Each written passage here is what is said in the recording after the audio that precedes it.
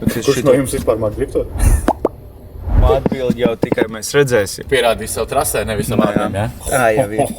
Kāda spēle tā būs? Aseto kurs? Jā, pamēģināsim pat Rūdas trasi. Kas tā te vibrē? Ir, jā, kaut kas ir uzlikts īstenībā. Mums vibrē visu mašīnu, visu krēsls. Kā tās vibrācijas, uz kuru brīdi viņš strādā? Viņš ir savilkts ar spēli, ātrumu pārslēdzieni, ceļa reliefs. Visu, ko vien tu vēlies.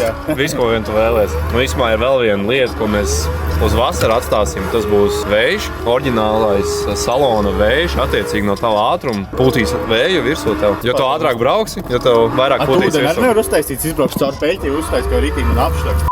Nu, rādi, ko tu māki.